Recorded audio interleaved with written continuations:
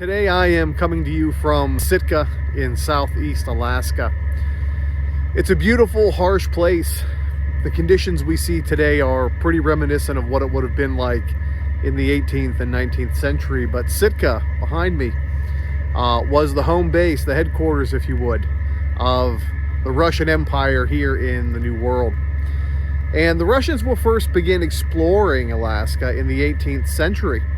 And they do it for one reason and one reason only, which is the exploitation of furs, particularly otter furs, to go to East Asian markets, as well as seal and beaver pelts. It's foggy here. It's rainy. The conditions are pretty normal. And it was an inhospitable place for the Russians. They took advantage of the rivers and waterways that were in southeast Alaska. But they were very fearful of going onto land, not just because of the harsh natural conditions, but because of the fact that to them it was relatively unknown.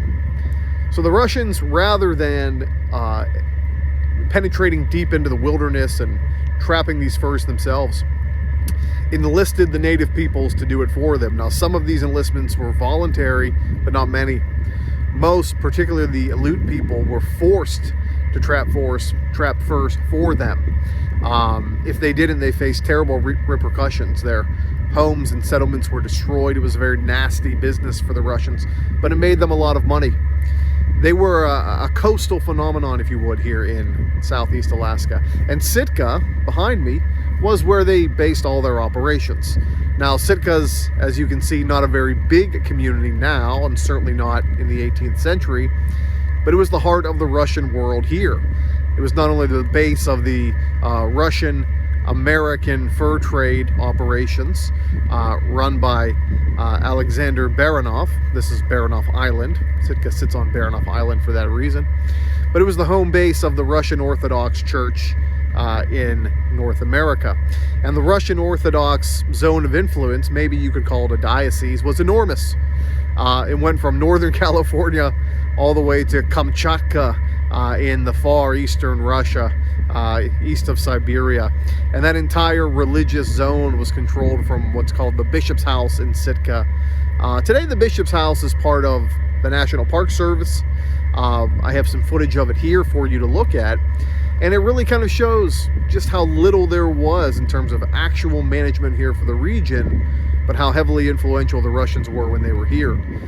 There's still a thriving Russian Orthodox community here in southeast Alaska. That is a direct legacy of that imperialism. But Sitka is also a battlefield. In 1804, the Tlingit people, who long resisted Russian interference in their lives, waged war against the Russians here on Sitka, ultimately losing. But it was a defining moment here, not just in Alaskan history, but in American history.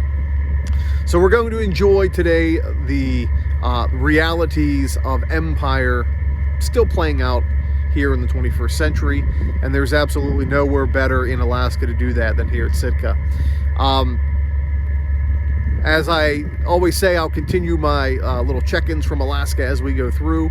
I'll share with you any relevant footage as we traverse these waters and these lands. But stay tuned, there's more to come. See ya.